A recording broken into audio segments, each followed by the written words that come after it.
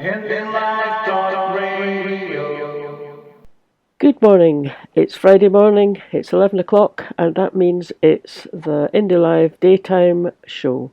I'm Marlene Halliday, and this week, Val Gold and I have interviewed two guests for the show. The first guest is Gordon MacIntyre-Kemp of Believe in Scotland. I contacted Gordon a couple of days back and said, could he come on the show and tell us about the new billboard campaign that Believe in Scotland have set up and is now in operation all over Scotland. If you're in Glasgow and you're driving along the Clydeside Expressway, you'll see some of those billboards, and when we talked to Gordon, he told us what's on them, what the thinking is, and what the strategy is going to be over the next few months. Our second guest is Lorna Slater, the co-leader of Scottish Green Party. So we start off asking Lorna why people should vote Green. She's got a very eloquent answer to that, and then we go into other topics of interest, like the voting system for Holyrood, the list vote, and Scottish Green's vision for creating a sustainably based Scotland. Two really interesting interviews, and Val and I hope you enjoy them. Our next guest is Gordon MacIntyre-Kemp, who was the founder and the CEO of Business for Scotland and now Believe in Scotland. And Marlene started off by asking Gordon to tell us about their new billboard campaign. So do you want to tell us just a bit about the background to it and how it's going? I don't know if you've had any feedback so far, possibly you have. Well, yeah, basically it's still rolling out. We had 56 billboards go live on Monday this week, and yesterday those were the 48 sheets. They're quite large billboards, but they're really big electronic billboards, and they're all electronic in the first phase. And the really large electronic billboards, like the one on the SEC on the expressway in Glasgow, is sort of like a mega board. That went live yesterday. So we're rotating 2 adverts on all of these electronic boards right across Scotland. So in total, I think it's now 68 boards rotating 2 adverts each, or rather 2 adverts rotating gives us 68 boards in total. But we're also looking to get local billboards in rural towns who don't have the big electronic ones that the supplier we've done the deal with. And so we're working with local yes groups to try and get them to locate billboards that might be not even official billboard companies, that might be local companies rent them out, those sort of things. So basically, over the next few weeks, we're going to see more designs, another 7 or 8 designs, which will go out across that network right across Scotland, ones that are particular to certain regions, so those fishing ones going in Peterhead and Fraserburgh, and Brexit ones in Edinburgh, etc., and one about powers in Edinburgh as well. So bit powers for the Parliament. So basically there are targeted messages, but for the first week we're just sending out these 2 messages, which the first one says the UK pays the worst pension in the developed world, which is calculated on a percentage of final earnings at pension age. Then it suggests that we could double it in an independent Scotland, and that would mean just reaching the European average, not even having a good pension, but just reaching the European average. And there's a link on all of the billboards, and those billboards links take you to a page that explain that we're not saying we're going to double it overnight. We're just going to increase it in stages to get to a decent pension after we've lifted the economic straitjacket of the UK's incompetence off Scotland's economy. We will be able to afford more, but an instant rise, but incremental rises to a decent pension. And that's important, I think, to say to people of pensionable age, because if you look at the groups that actually support independence, there are significant majorities all the way up to retirement age. Aye. And it really is just a case of most retired people don't have access to the social media feeds, to the news that we share within the yes community, etc. Yeah, exactly. Well, you guys are getting out there to a lot of people as well, but they don't know the facts, and therefore, and as they're older folks, they also tend to be more conservative with a small c. They trust institutions. So when they're told, oh, Scotland can't afford to be independent, or Scotland can't afford a pension, etc., they're more likely to believe it if they see it in the newspaper. Whereas younger generations see it in the newspaper, they're going to go, oh, that's not true then. So So we're putting the fact out there that it's the worst pension in the developed world and it's half of the EU's average.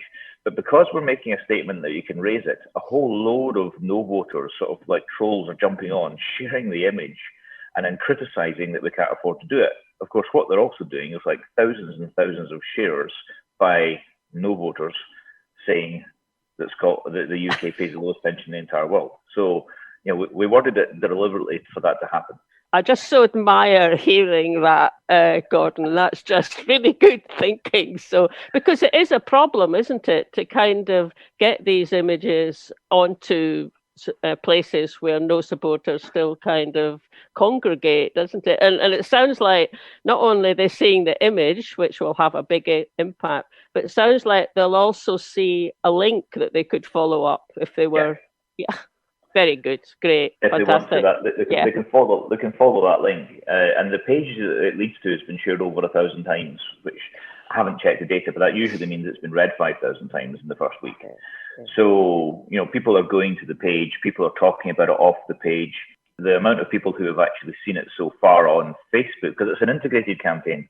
So the idea is, we know that people aren't getting out of the houses except to go to the shops. So we've actually put billboards next to shopping centres and Sainsbury's and Asda's and Tesco's and Lidl's, etc. So we know that old folks are going to the shops still, and so it's particularly aimed at them. And the other thing is that other people will see it, and they'll drive past those billboards, and then they'll go home and they'll log on to Facebook, and then they'll see the same image on Facebook because we've targeted geographically where the billboards are. So if you live within 25 miles of a billboard, you get home having seen the billboard and maybe not taken in the domain name. When you get home, the first thing you see when you log on to Facebook or Twitter is going to be, well, Facebook mainly, is going to be the same image. You'll now pay attention, and you've now got an ability to press on it and go straight to the page that will explain everything. It's so clever. Yeah. It's so smart. It's exactly what we need. Music to our ears, Gordon. I was just going to ask Gordon, so if I go onto Facebook, I see loads of stuff about Scottish independence because I'm looking at it a lot on Facebook, feeds me more. So are you saying that someone who doesn't do that, who is, not a Yes supporter, they'll still get likely to see an ad or something fed to them because of how you've set this up geographically? Geographically and age and interests. So basically, if you're 18, you're not going to see our adverts because we don't need to advertise pensions to you. But if you're over 55 and you live within a geographical area of one of our billboards, then you will see our advert. Those are targeted adverts. So we're also targeting postcodes with high numbers of retired people. We're also looking at creating audiences is something you can do on Facebook where you actually define the audience and their interests, etc. So essentially, we're not targeting yesers either. We're targeting undecideds and no voters and the sort of things they say. I won't go into the details of how we're targeting them. So that's the pensions one. And the other one, which is going right now, which will only be up for a week, is one that basically is about Scotland's right to choose.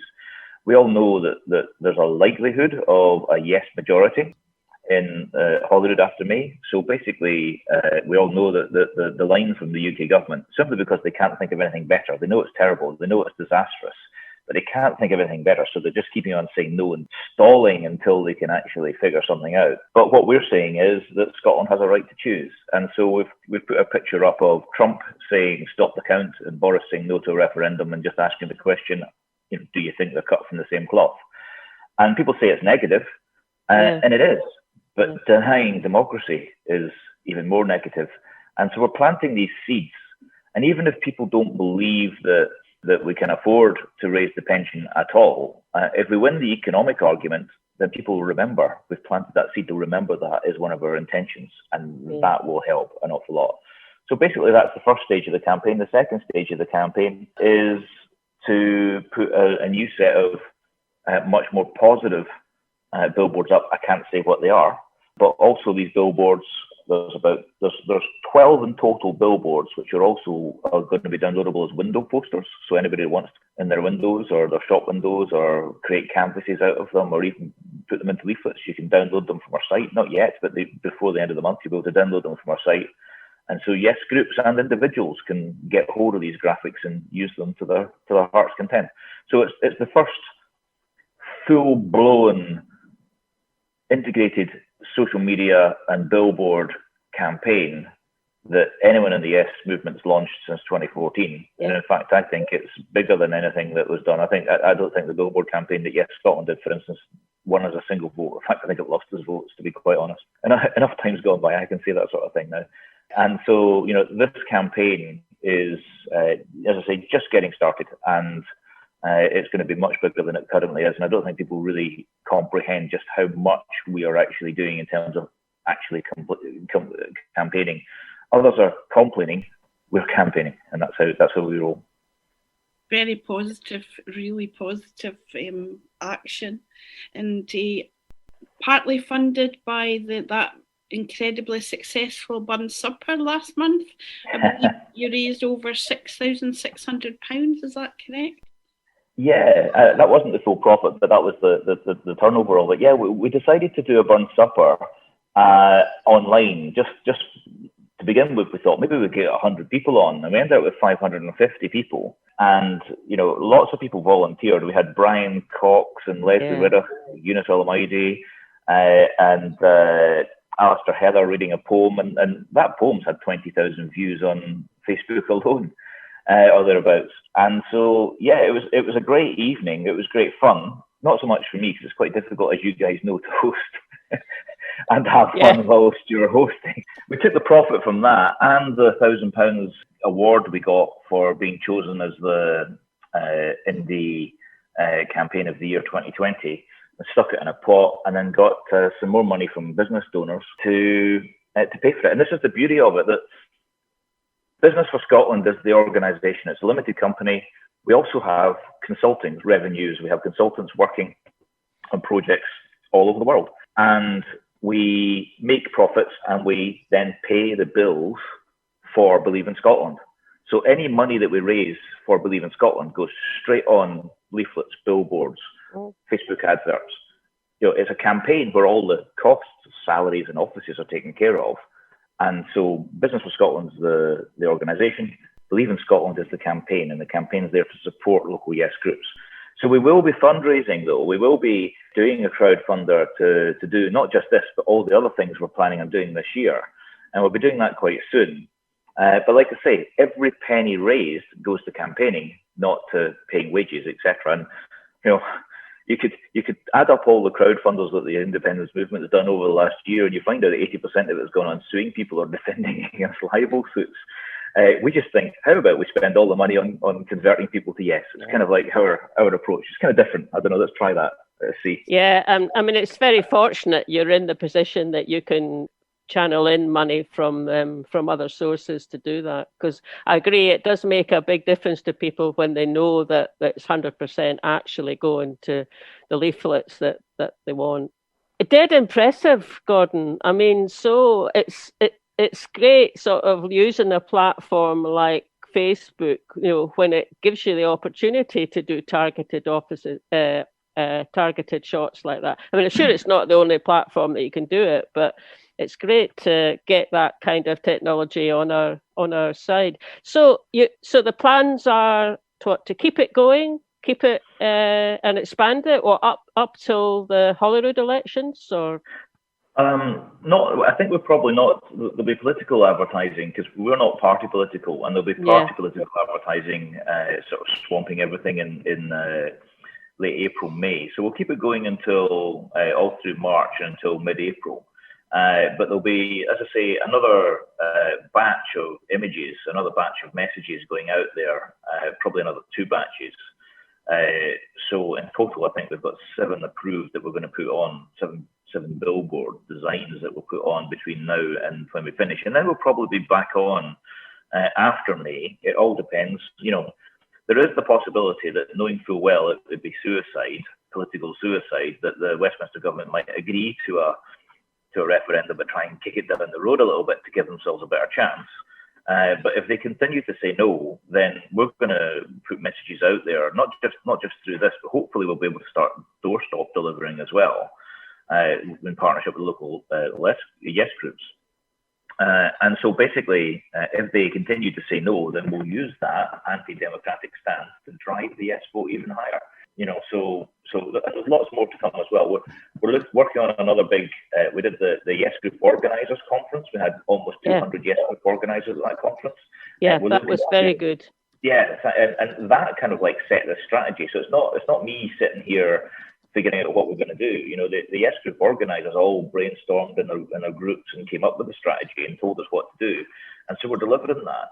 And then, one of the things we're also going to do is have another big conference, but not just for Yes Group organisers, but for everybody, and also have a section of that conference for undecideds, who we could hopefully target. We've got 5,500 people signed up to the Yes Challenge to try and identify a undecided voter. So we're going to have events for them as well. We've got thousands of people taking that looking at the Open Minds content in the National in partnership with them. We're going to be doing another big survey. We're going to be doing some local focus groups with older folks to see how our messages are working, get feedback on that. And we've got our online banner and poster library going live in the next month or so. And we've also added Richard Walker, the former editor of the Sunday Herald, who came out for Yes, and then launched the National and the Sunday National. He now works for us. He's our head of content. And we've also added Andrew McLeod as our social media executive. So we're really boosting that as well. So the team's getting larger. Basically, we're putting the team together for the next referendum right now. You've really done a massive amount in a very short time since the start of the year. I was reading your Facebook post and it said, to apologise for the slow start. Yeah, I'm glad you mentioned the Yes Challenge, because that's just what we're going to ask you about next. Obviously, you've been working quite closely with the National. I've signed up to the Yes Challenge. Would you like to just tell folk a little bit more about that, how that works? Well, yeah, I mean, the National is a newspaper and it has to report the news about the independence campaign and politics, etc. So it reports good and bad. And some people sort of go, well, when it does report things they don't want to read, they go, oh, they're not really true nationalists, etc. But let me tell you now, the team who run the National, not the team who run the Herald, which is their sister newspaper, but the team that run the National are real yesers. They're on our side. They see themselves as the newspaper of the Yes campaign, and they're very proud of that. So we're happy to work with them. And what we're doing is putting together a series of 24 articles over 12 weeks. And those articles are written not for the Yes bubble. We're not trying to get Yesers whooping and hollering and going, yeah, Boris Johnson's an idiot and all that sort of stuff. I'm not doing any of that sort of thing. We're just basically laying out the facts, debunking the unionist claims, and writing it in a way that appeals to undecided voters, giving them the facts, and also giving them facts that they can go away and look up and verify, and not political claims, but they can prove. And so we're taking people on a journey from undecided to yes, maybe even some from no to yes, with these articles. And when we've got that 24 articles finished, and people signed up to the Yes Challenge, so 5,554 people signed up to give codes to unlock the National's content and unlock the Yes Challenge, or what we're now calling the Open Minds program. And so basically, they gave the codes to their undecided friends. Their undecided friends then log in, can get any National articles they want, which gives them the National's view rather than, say, the Daily Mail's view or the Express's view. And then they get emailed to them our content twice a week. And when we've finished, we'll also have Zoom meetings with them, get some speakers in, etc., just for the undecideds. They can ask any questions, no holds barred, no censorship, just ask anything, we'll answer them. And then at the end of it, we'll have 24 articles, which we'll put in a newspaper pull-out, like in the centre of the newspaper, and then we'll publish that. That then, later on during the campaign, updated with some Scotland brief economic stuff, more economic stuff added in, will become a 16-page leaflet that all the Yes groups can drop through every door in Scotland. Oh, fantastic. So brilliant. There's an enormous amount of momentum and positivity there, and I must say it's an absolute tonic hearing about it, because as you know yourself, there's a lot of negativity around the independence movement at the moment, and to talk to you today, Gordon, is like a breath of fresh air. It really is. I always feel the same when I talk to you guys. Is that the Yes Challenge? Is that an ongoing thing? I mean, can people carry on signing up for it, or was there a closing date or anything? Yeah, people can keep signing up, and then we'll send them the historical content, etc. And also, that 5,554 people, we've got the National is going to send them an email at the end going, "Do you want to subscribe?" Obviously, but so are we. So we've got the 5,500 people who joined the Yes Challenge. We'll ask them to join us, to join Believe in Scotland, our Facebook group, or become a donor. But also, all the people they recommended, we'll ask them, if you're switching to independence, do you want to join our Facebook group? Do you want to sign up and join our campaign as well? So we're hoping at the end of this to probably have another 7,000 or 8,000 new members. Yes, that's fantastic. That'll drive us significantly. And I don't know if you know, on the Facebook group we've got, our Facebook group got something like 650, 700 new members over the weekend. Yeah, I saw that. Yeah. And it's just absolutely booming. And people like to come to our group. And it goes back to what Valerie was saying. We don't do internal politics. We don't do arguing. We don't do Alex Nicola stuff. We don't do any of that in our discussion group. We leave that to other people. All we do is we focus on how to build a better Scotland. What sort of Scotland do we want to live in? And how do we get there? How do we campaign?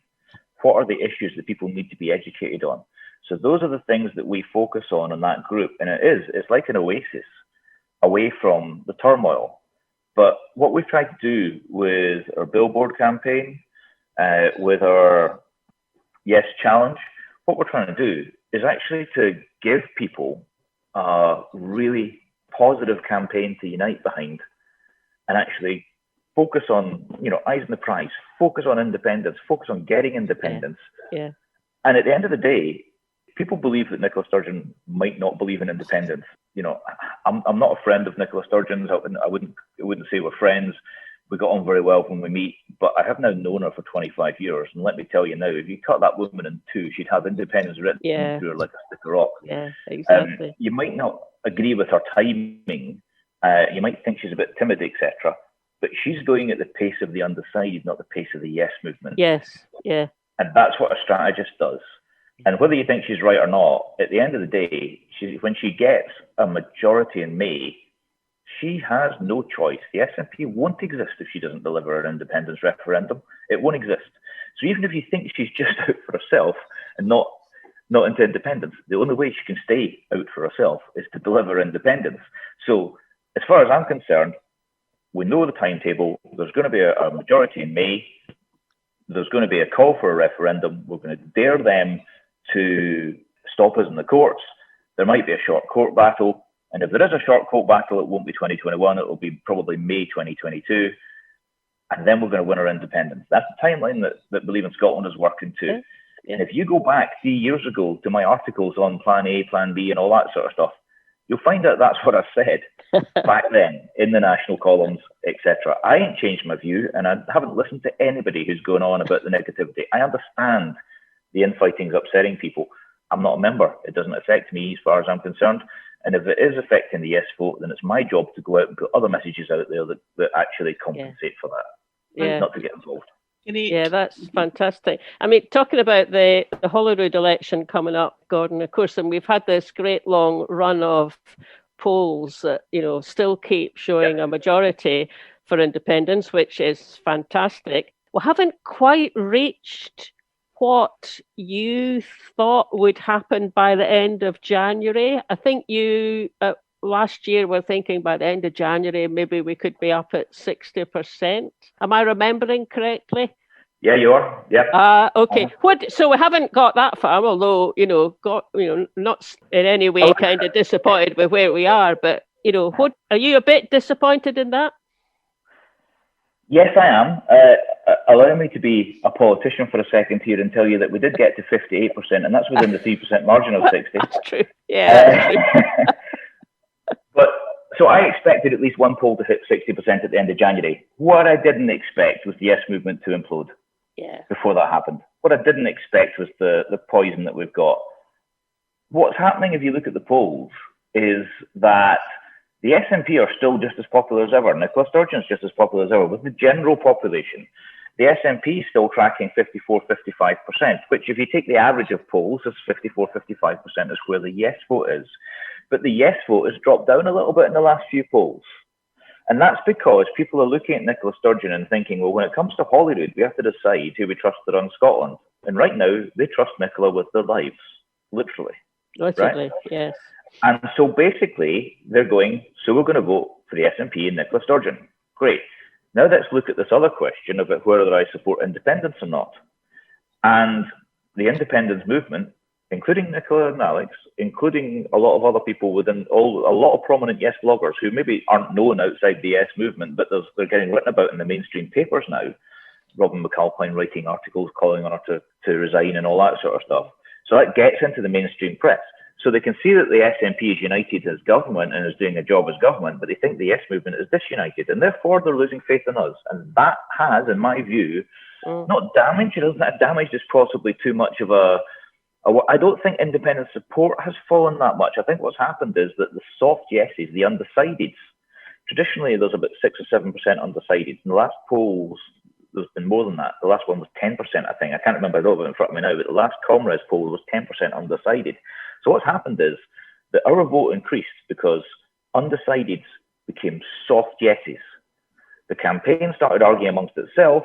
It lost its appeal, and it's not focused on a positive vision, which is what we're trying to get people focused on. And so they didn't go against us. They didn't just go back to no. They went back to undecided. Right. We can get them back again. Frankly, I think we will with a positive campaign. So, yes, I think if all of this hadn't happened, we would easily be at 60, 62% right now. I will annoy a lot of people. I've stayed out of it and I haven't criticised anyone. And I'll annoy a lot of people with what I'm about to say. But Believe in Scotland and Business for Scotland is campaigning. Everybody else, pull your finger out, campaign. You can complain amongst yourselves and you can yell at the SNP as much as you want, but to the undecided voters, present some sort of disciplined uniform front. Get positive messages out there. Even if you're going to keep on complaining, fine, complain, but also campaign. We've talked about all the things that Believe in Scotland has done. What other actual campaigning, reaching out, online, offline, anyway, are other groups doing right now within the Yes movement? Yeah, well, certainly nothing, obviously nothing like the extent to which you and your team have got this up and running. And I must say, I'm certainly heartened by how you've just described the current situation, Gordon, because if it's true that, you know, people's confidence from the point of view of the election is still, we're going to vote SNP, alongside that, a bit of not so sure about what's going on in the independence supporters side. In a way, that's really unfortunate, and it is also unfortunate when it comes through polling, because the unionist side grab onto that immediately and then, you know, expand it out of all proportion. But going back to my main train of thought, which I think was, if the vote for the SNP in the Holyrood is holding up, and that's the main thing. And after that, yes, then any kind of, you know, infighting or grumbling that goes on needs to get sorted when you actually start campaigning. But the way you put it, it does kind of make it a bit more likely or a bit more optimistic that whatever's going on just now, the main thing is to get that majority in Holyrood. And if we're on track to do it, that's fantastic. Yeah, and I'm not overly worried about the situation. I do think that once we have the Holyrood majority, a yes majority, and we have a referendum called for and a date named, I think a lot of the arguments will, you know, just pitter away. I don't think there's still going to be, and I'm not picking sides at all in any of these fights at all. But what I'm saying is that for other yes groups out there, look at what we're doing and beat us. Do better than us. Yeah. Because make us look as if we're not doing enough. And then the yes movement will be really firing on all cylinders. So if someone comes up, we're not looking to boast about what we're doing. We'd love it if someone was better than us. We'd love to sit and put our feet up and go, wow, that campaign they're doing is better than anything we've done. How do we raise our game? Yeah, right? And I think a lot of them, there is a lot of impatience, isn't there? There's a lot of impatience about, can we not go ahead, and then all sorts of, suggestions about how we might avoid a Section 30. But I think, if the Holyrood election goes well and we end up with that majority, then, as you said, the SNP and the Scottish Greens supporting them, anyone else who's there supporting independent, have got to make it work. Otherwise, there won't be a party any longer. And at that point, the people who are mostly just impatient won't have any reason to be impatient, but they will have a reason to get going and start campaigning. Yeah. But the thing about, you talked about the Section 30 there, but the thing is that the Yes movement universally thinks we don't need a Section 30, therefore what the hell is this all about? But the undecided voters, those people who just abandoned us to become undecided again, they want us to get a Section 30. That's the route they want. And it's only when Boris says no to that they'll get angry at Boris's anti-democratic stance and come back to us without a Section 30. But right now, we need to promise them a Section 30 because that's the route they want. So we are taking the route to independence that the undecided and soft nose want us to take. Because if we take the route to independence that the hardcore yesers want us to take, we lose the referendum. It's as simple as that. They won't come to our side. That's the key issue really there, isn't it? That, we're not trying to convince the already decided. We have to go for the people that we soft nose and the people that are undecided. And if you look at when we put a message out there on Facebook that's a key message that our polling's told us undecided voters need to hear, and we write it up, we do research, we prove it, we debunk the argument against, and we put it out there, and we get like 1,000 people sharing it and 1,000 people and 2,000-3,000 people reading it, and we think, oh, that's quite good. And then someone writes a blog calling on Nicola to resign, and 25,000 people read it and share it, and it's like, the Yes movement is sharing stuff. There's only a certain amount of bandwidth, and they're not sharing the stuff the undecideds need to see, and that's what's creating this Yes bubble. And the things that we talk about within the Yes bubble, when I poll on them, when I do panel-based polls and ask questions that seem to be like the everything to the Yes movement, people don't care. The general public don't care about these issues, and yet we're tearing ourselves apart about them. And so that's why I argue with people privately, quietly. I fall out with people. I quit the SNP before it was trendy to quit the SNP several years ago. And some of the people who are criticising me now for being an SNP loyalist wrote blogs criticising me for criticising the SNP back then. So, there just seems to be no winning this. So I think the thing we can win is independence. The thing we can do is convert undecideds with a real positive message, with a factual message that's honed in on what they need to hear. We need to get round the mainstream media bias, and we need to get messages to older folks, and we need to get messages to groups of people that could come over to our sides, like the not so right-wing conservatives and the not so right-wing liberals. But they don't want a revolution. They want a managed, fair transition to a better country. And if we just show them how we're going to do that, and that does include changing the economic argument from the Sustainable Growth Commission to one based on a well-being approach. And if you do that, swathes of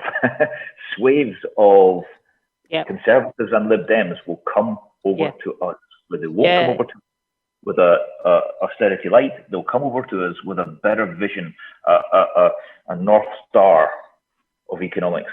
Yes, and Val was just signalling to me just now, because I was just saying, I'd said to her earlier, if we've got time, I'll see if we can get Gordon to talk about the polling that I know you've done showing such high cross-party support for the values of a well-being economy.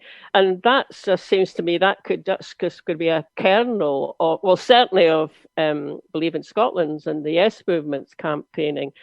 because it's completely, it's striking. I've seen it, some of the presentations you've done on that, and it's high numbers reasonably high numbers, even the Conservative Party, but high numbers all over supporting those values. So presumably you present that information to people in ScotGov. Do they listen to you? Are they picking up on it? That's still to be decided. The proof is in the pudding. But yeah, So we did this piece of research where we basically outlined all the wellbeing approaches around the world, and instead of tick box exercises that are done in New Zealand and Iceland, etc., we actually took them all and tried to create a manifesto based on all of these ideas. And when you've actually got that manifesto, we then went out and said, well, these are the values of a wellbeing approach, and these are the values of a standard economic approach. And we polled 1,000 people in Scotland and 1,000 people in England. We haven't released the England one yet. And we asked them, what they preferred. Do they want this neo-capitalist approach that Westminster's pursuing?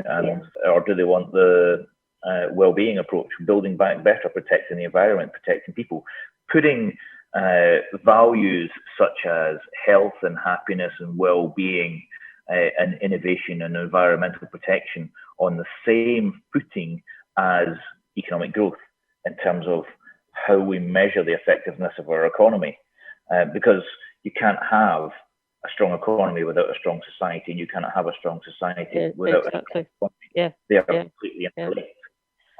And so basically we asked this question, and two groups of people came out very supportive. The first group of people was that the well-being approach to economics appeals mostly to older folks, retired folks, and the older they are, the more they like the well-being approach. So there's an economic approach that actually appeals and is favoured most by the group that votes no the most. Yeah. Okay, so there's an interesting factor. And following from that, someone might decide to put some adverts up about the pension, but anyway, so everything's delivered by polling drives our campaigning. And the other group that really surprised us, so the core question was, you can't have a strong society without a strong economy, you can't have a strong economy without a strong society. Do you agree with this? And the Conservatives came out top. The people who voted Conservative in 2019 general election came out top for that. And there was a majority for every single economic measure that we polled on within the Conservative Party. Smaller majorities than in the SNP and Labour, etc. Yeah. But there was a majority support for everything. So basically, 75% of the Scottish population have said in polls, multiple polls over the years, it's always 75, 77, that if you convince them of the economic arguments for independence, they will vote for independence. 75% is the maximum we can get to, right? And this well-being approach convinces that many people that independence will work. So the SNP has to go for it, as far as I'm concerned. We've told them that. We've had multiple Zoom meetings, hour-long Zoom meetings with cabinet secretaries. We've given them the report. I believe there is movement, and I hope there is, because I don't think it really works going into the next independence campaign with Business for Scotland not agreeing with the SNP on economic policy. That would be a bit of a problem, I think. And we will campaign on a wellbeing approach. We'll have you back to talk about that. Thank you so much for chatting to us this morning. Really good Pleasure. To hear all about that. Expect I'll be emailing you again in a few weeks for a follow-up. Congratulations on all the amount of stuff that you've managed to do. This is only the middle of February.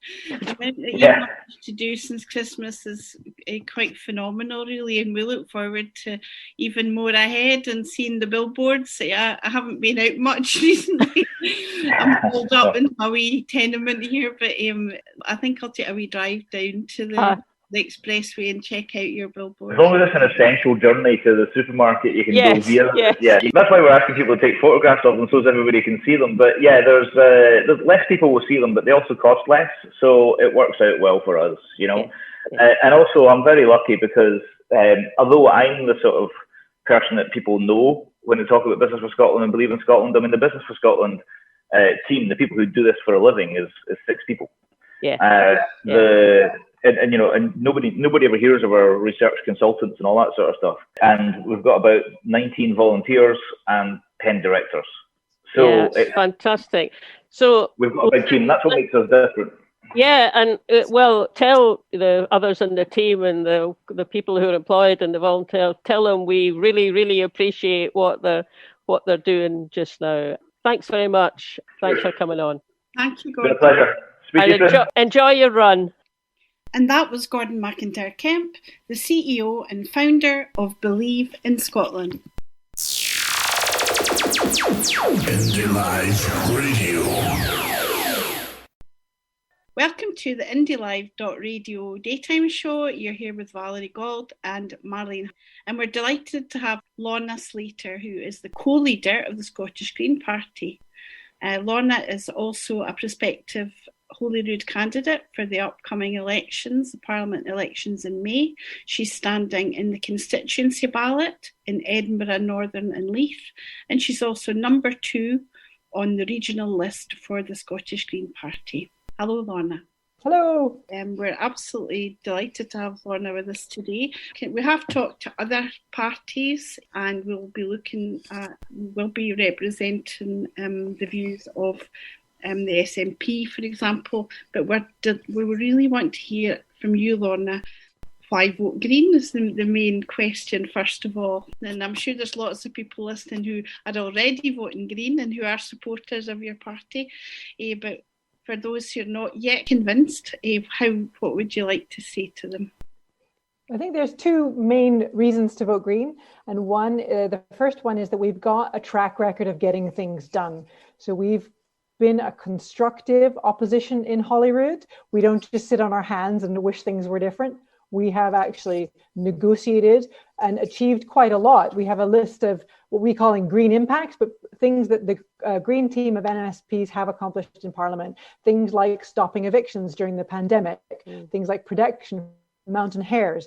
We're in an ecology emergency as well as a climate emergency. So protecting species who are at risk of extinction is a really important thing to do.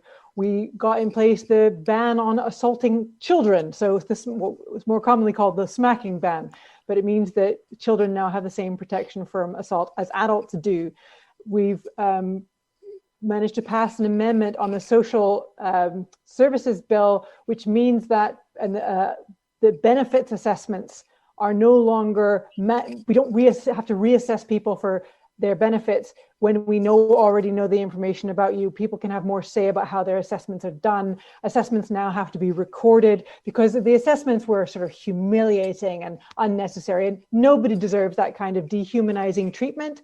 And nobody should be in poverty because they're disabled. Everybody needs the right amount of money to live on. So that was a big win for us. So there's been all sorts of things that we've achieved. The ban on fracking, so that's a sort of novel way of extracting oil and gas, often from underneath cities and urban areas, which is really dangerous. It can poison water. It can damage environments, kill, it produces a lot of toxins. And, in England, for example, the government allowed them to do it under people's villages. And so we've stopped that from happening in Scotland. So the Greens have a really strong track record of achievement. Electing Greens to Parliament matters. We can absolutely get things done. And the second part of that is that we have a very clear vision for what we want Scotland to be.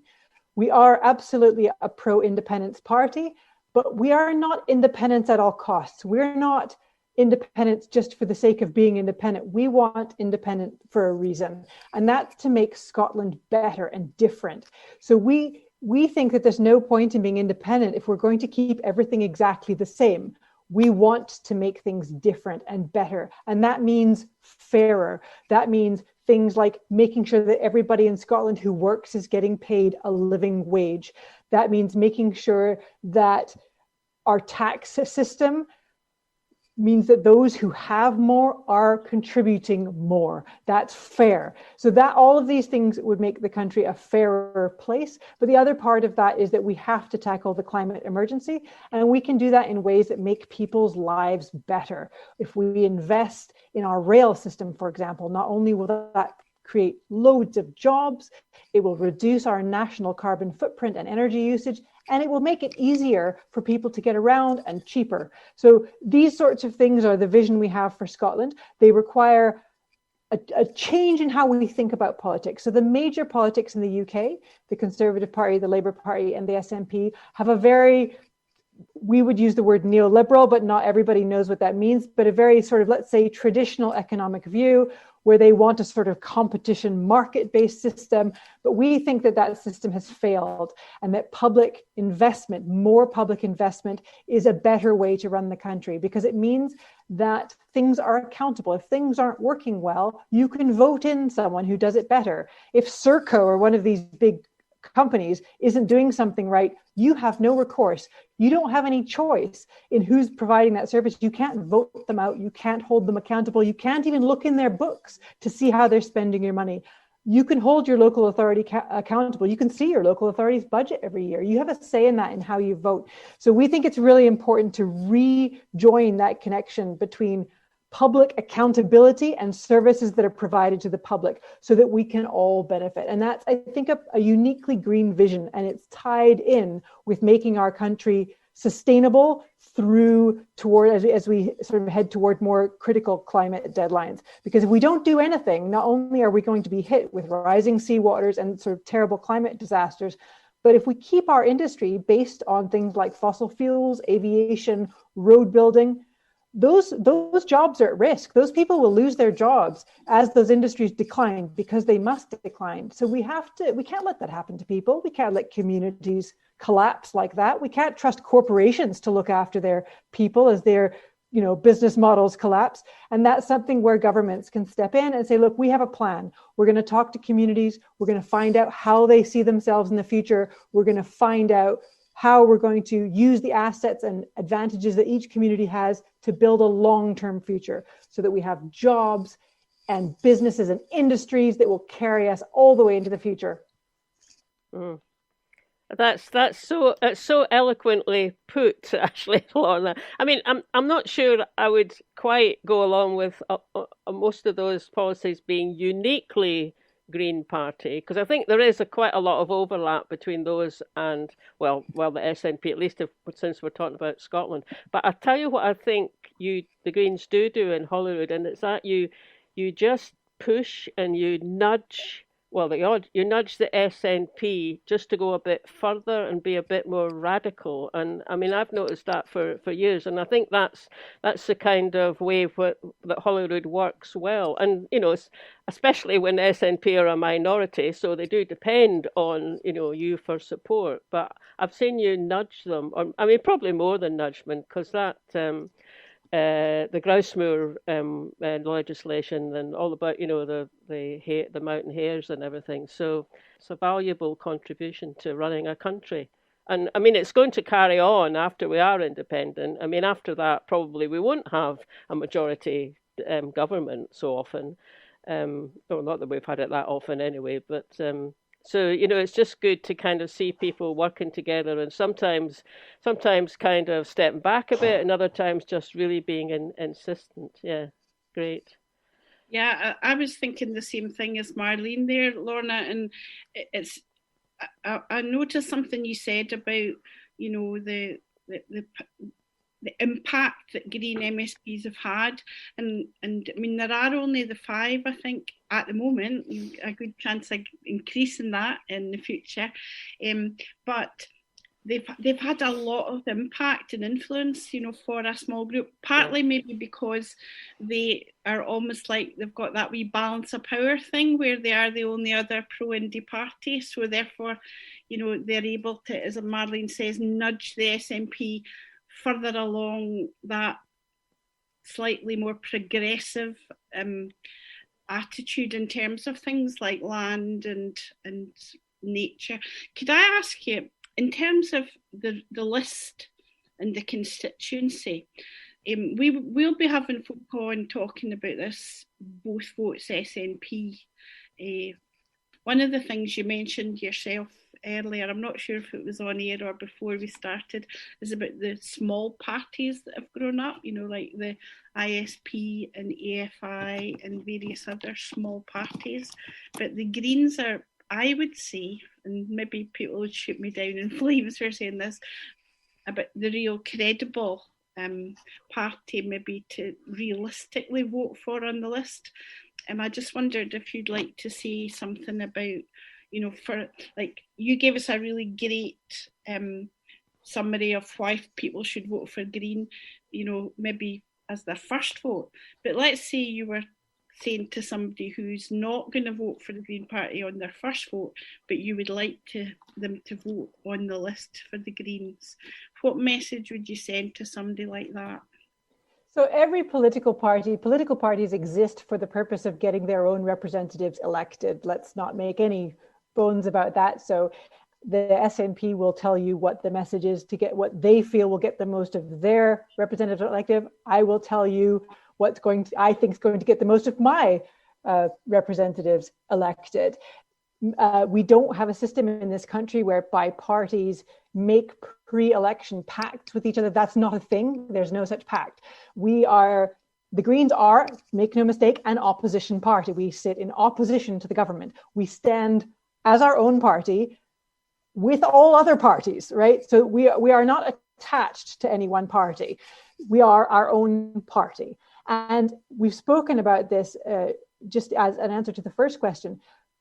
A minority government is actually quite a powerful thing. So we're used to thinking, because we're used to first past the post in Westminster and so on, we're used to this rather shouty politics where the blue team and the red team trade sides and shout at each other across the aisle for 5 years and spend 5 years undoing what the last party did. And in Holyrood, when you have a minority government, it's different than that, because the government always has to find an ally. And now some of the time, the government, to our disappointment, the SNP will ally with the Tories, and they do it on issues that we really disagree with, things like giving developers the right to appeal but not communities, standing up for landlords instead of tenants, that kind of thing, things that are right-wing politics. So when the SNP vote in a right-wing way, it tends to be with the Tories, and that's who they've decided to ally with on that particular issue. When the SNP have decided to be lefty, they've accepted our nudge, as you were saying, our negotiated position, which tends to be would absolutely be more left-wing. So wherever the SNP have been progressive, it is because we've pushed them there.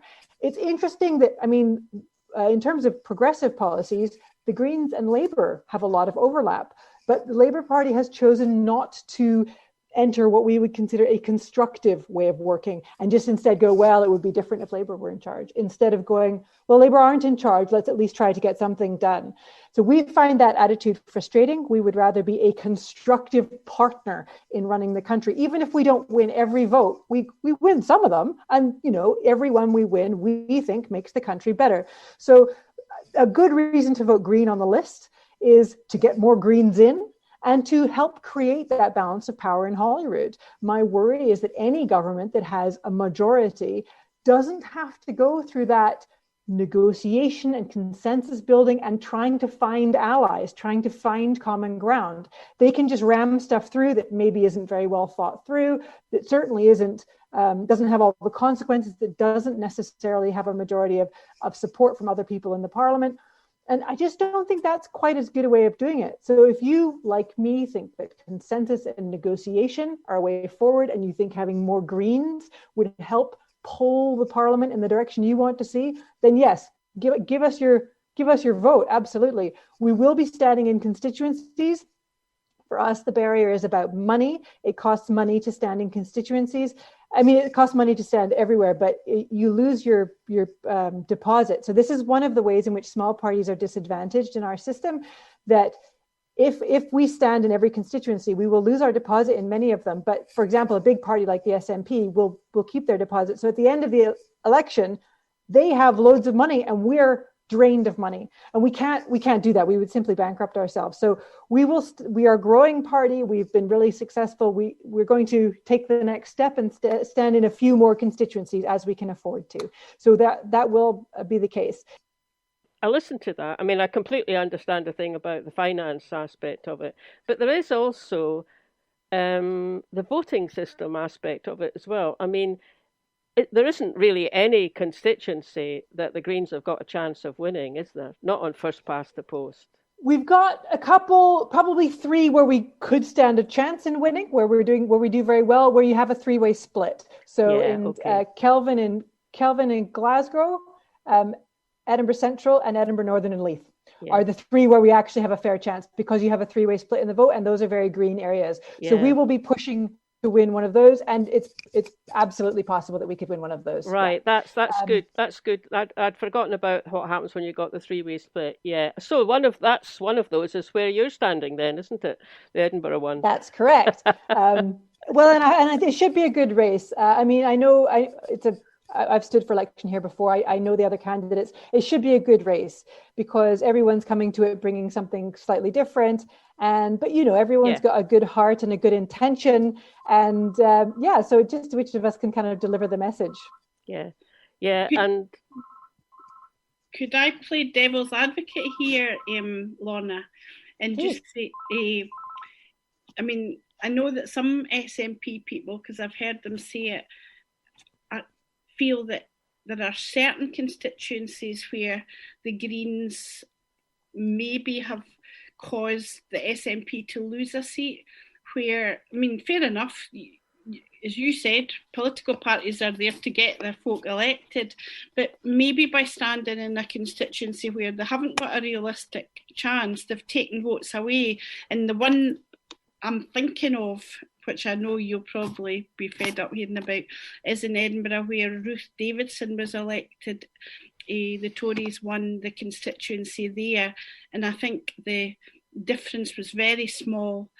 And had the Greens not stood, the majority of those people probably would have voted SNP, in which case Ruth Davidson would not have been elected. I don't know if you've got any comments. The maths on that is never very simple under AMS because the constituency, how many constituency seats you win is used to calculate then how many list seats you're going to get. Yeah. And because the Tories won that one, it meant that elsewhere they didn't get one, and it actually meant that we got 2 Greens in Lothian was the kind of ultimate result of that. So that particular bit of math worked in our favor, but that you can't predict that. That similar math worked against us in other parts of the country. So you can't game the system. There's no point in trying to game the system. You can't win because you win here, you lose there. The consequences of the sort of algorithms that determine that, they're not going to help you. You have to stand for what you believe in. And we are a growing party. We believe that people want the option to vote Green. We believe we have the right policies for Scotland, and we will always stand up for what we believe in. Yeah. So we stand in as many constituencies as we can afford to, and we will stand on the list everywhere. Yeah. I don't think we need to worry. We are expecting a stonking wipeout Indie majority in this parliament. It'll be some mix of SNP and Greens. We can be confident of that.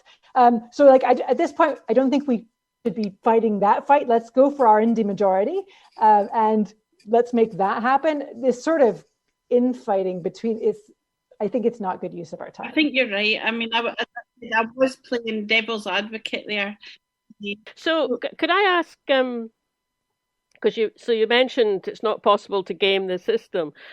So there's quite a few people who, have now set up these smaller parties only sitting in the list, who, their argument is that it's very possible to game the system. I've listened to people, talk about how the system works. I mean, I think it's not helped by being complicated to do it. I mean, at one point I thought I'll make a spreadsheet and I'll just try working it out, and I gave up actually, and I'm quite good with spreadsheets. But there are people out there that claim actually it is possible. I mean, are you expecting any of those smaller independence parties to get into Holyrood? Absolutely not. We've been here before with Rise and Tusk. Last time it was Rise that were going to win all those seats.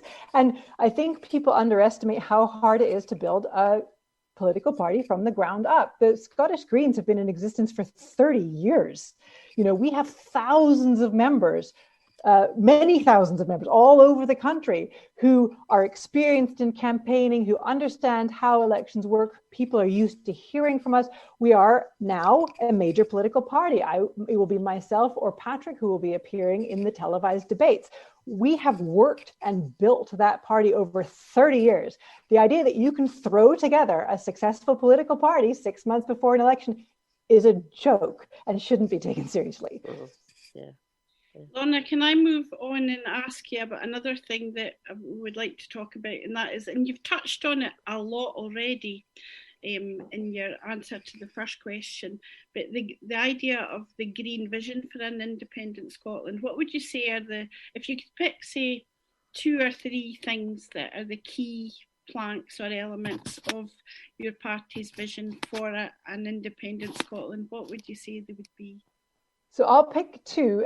One of them, as I previously mentioned, is a sort of massive amount of public investment. So we know that with the COVID crisis, followed on by, the potential for a terrible economic recession as a result of that, and then the climate crisis coming after, we know that it's going to be necessary for governments everywhere in the world to put a vast amounts of investment in. That's a given. Even the Tories find the money down the back of the sofa when they need it. It's just that they tend to give it to people who build bombs and planes rather than people who need to feed their kids. And that's the big question. It's not about how much investment's needed, but where is it going to go? So after the 2008 banking crisis, during that time, there was quantitative easing, there was money pumping into the system, but where did it go? It went to Wall Street, it went to the bankers, it went to the corporations, and a lot of that disappeared offshore into tax havens and so on.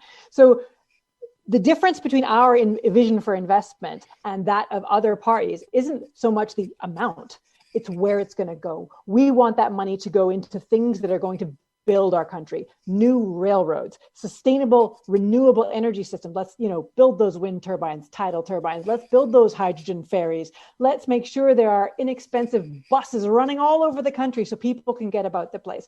That's where we want to see them go, because we think there's a big difference between spending and investing. Investing is something you get return on, growth.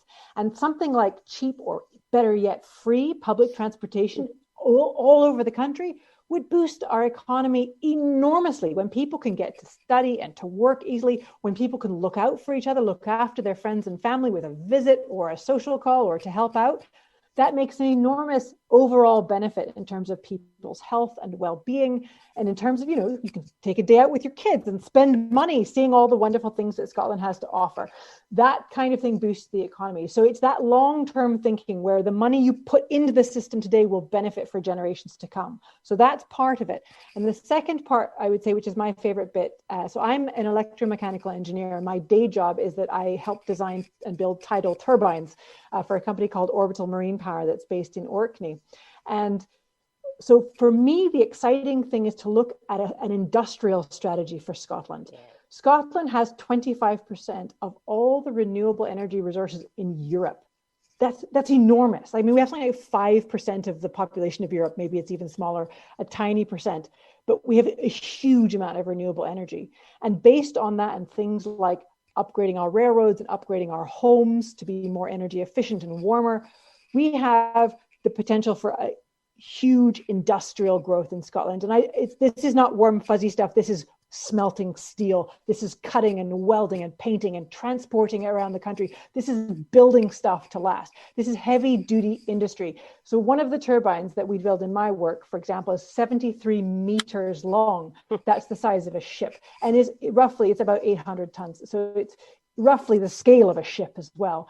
With building that kind of thing, we can keep shipyards around the country busy. Ferguson Marine, Bifab, Texo in Dundee, where I am, we can keep quaysides busy, we can keep factories and warehouses busy. And that's what excites me, is that we have this enormous potential for a sort of green industrial revolution in Scotland, which we can absolutely do with the right vision and investment. And that is the green vision. What we don't want to do is allow corporations to come in, take our renewable energy and outsource the jobs elsewhere, so that the money disappears into tax havens, the jobs go to China or somewhere else where they don't pay proper wages and don't look after people's health and safety. And all the benefits that should come to the people of Scotland are not realized.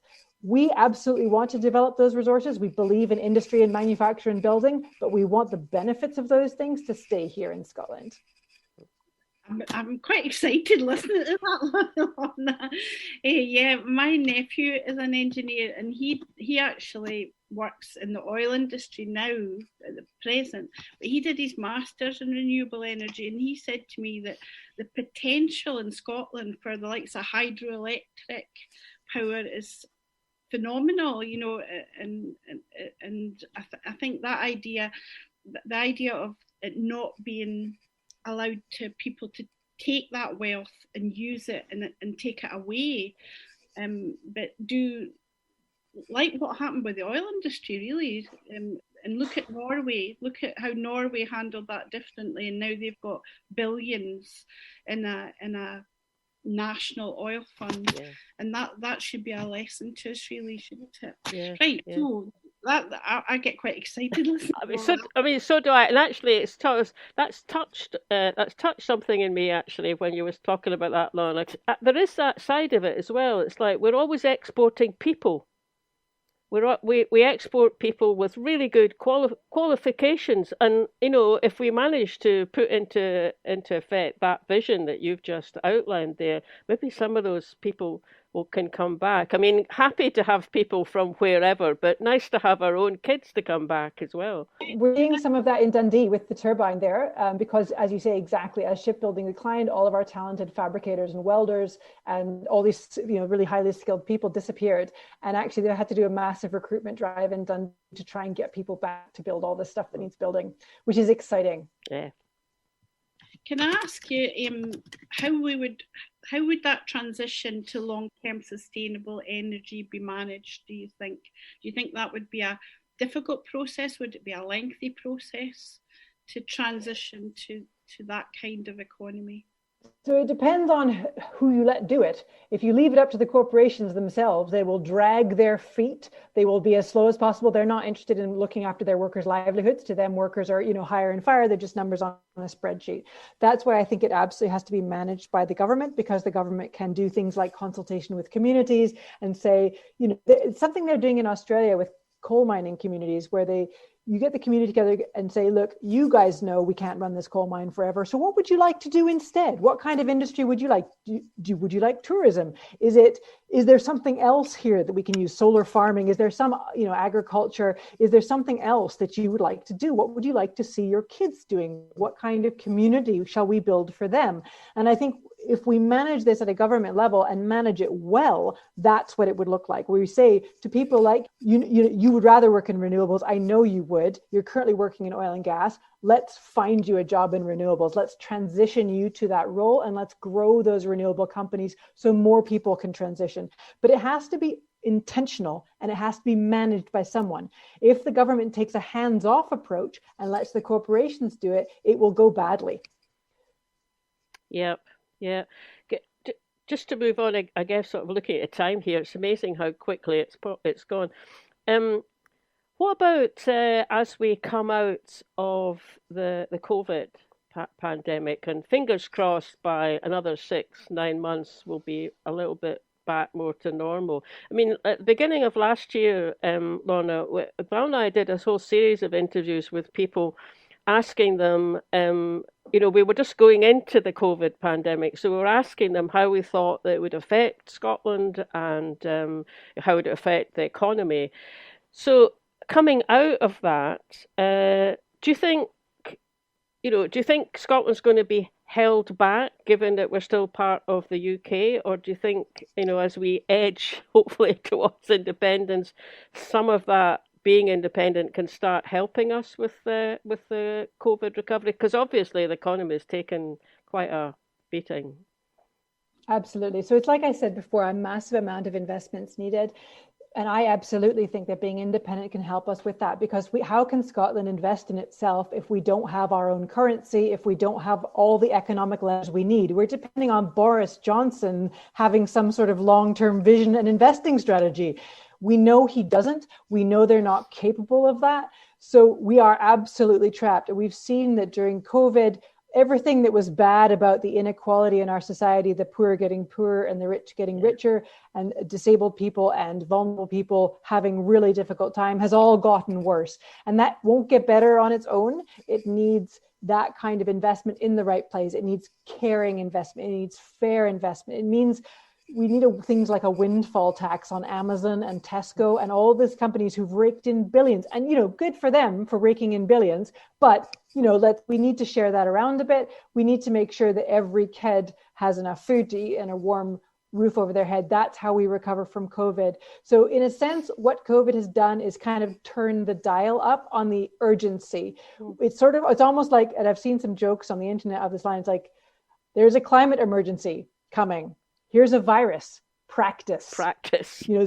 this is our reaction to how we deal with the COVID emergency is good practice for what we're going to need to do to deal with the climate emergency. And I don't think that the UK government has done a very good job. I think they did a terrible job.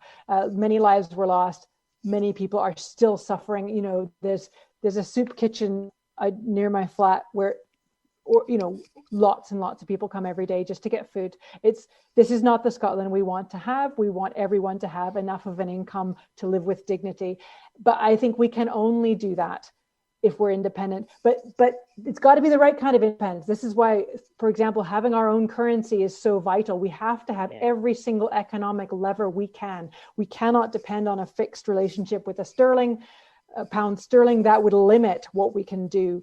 So independence can help us if it's done right. Managed badly, we would be in the same situation, or potentially worse. So let's take control of our destiny fully with our own currency, a new constitution.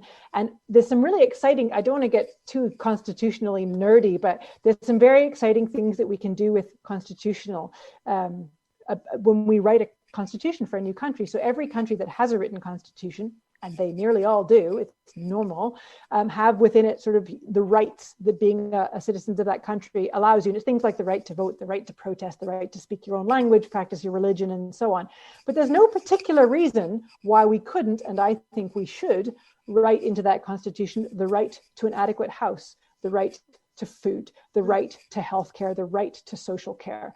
Those things, which I think really are human rights, we could write those into our constitution, and then we're building something totally new and different, a country that has humanity at its heart and knows what we're here for and why we've chosen to be our own country. And that, I think, is how we recover from COVID.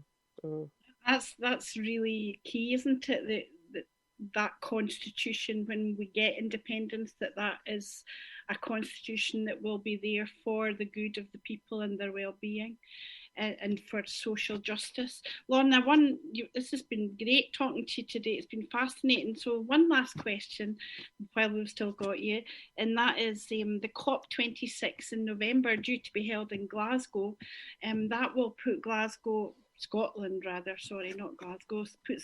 on the world stage. But do you think that will just be a fleeting thing, or do you think that will have lasting benefits for our country? I think it could do. It's like so much else, whether it's handled well or not. The problem we have globally in the world is that although all the countries signed up to the Paris Climate Agreement 4 years ago, whenever it was now, time is ticking along. I think it's 4 years ago. Not a single country has done what they said they would do. They haven't done it. So, I mean, it was a wonderful achievement. And the woman who kind of got that agreement to happen is a wonderful woman called Christiana Figueres, who ran the UN Committee on Climate Change, who I traveled to the Antarctic with in 2019. So I know her. She's a wonderful woman. And it was an amazing achievement, but so disappointing that none of the countries since have actually taken any action on this. So COP26 is kind of a make or break one, because unless countries start taking immediate and quite significant action, we are going to start hitting some of those tipping points that will tip the planet past the point where we can't stop heating at 2 degrees. And we must emphasize how horrendous the consequences are of beating 3 degrees and 4 degrees, how our food crops will die, how our cities will be flooded. We have to take significant action now. And I don't know. There is the possibility that we can do this, that we can bring the countries together and get to significant action. But I have to say, I'm not hugely confident in this. Getting Joe Biden elected in America is an optimistic sign, but we're still stuck with Boris Johnson here. So, unless we get Joe Biden's everywhere, unless we get people who really understand the climate crisis, government everywhere, we're going to struggle. But yes, it'll be interesting to see. The Greens will be there. We'll be absolutely trying to get, the support going for significant action. Well, that's something we'll keep our eyes on, and we'll also be looking with interest at events over the next few months leading up to the elections in May, although campaigning obviously is going to be a very different kettle of fish from usual. I would just like to thank you very much, Lorna, for talking to us today. It's been an absolute pleasure hearing all your ideas. And certainly has. So thanks very much and good luck with your campaign. Yeah. Thank you so much. Thank you for having me on. It's been a pleasure. Thank you. I hope you'll come on again sometime. So today you've been listening to 2 interviews on the daytime show here on Indylive.radio with Gordon MacIntyre-Kemp, the founder of Believe in Scotland, and also with Lorna Slater, co-leader of the Scottish Greens. And if you've missed some of the show, a reminder that it's repeated tomorrow, Saturday the 20th of February, between 7 and 9 p.m. And why don't you think about listening to some of the other great shows that will be on over the next few days? At 6 o'clock tonight, we've got The Locker Room, and that show is presented by Matthew Lingard and Michael McEwen, talking all things sport. At 7 p.m. tonight, Music and Musings with Steve B. A fantastic way to start the weekend with some wonderful music from the 70s and 80s usually, and also some pretty sharp comments on political events that have happened through the week in between the great music. Tomorrow, Saturday the 20th at 10 a.m, from 10 to 1, of course, the Saturday show with James Elliott, and another chance to catch Steve's show at 1 o'clock, followed by the repeat edition of Dr. Dave's show at 3. So some fantastic music for you on a Saturday. And if you would like to hear some of the other highlights, like the Jazz Hour on Sunday, why don't you check out our full schedule available on the website, and you can find something there for everyone. So I hope you've enjoyed the show today, and please tune in again next week. Indylive.radio, the daytime show. Indylive.radio, the daytime show. Indylive.radio.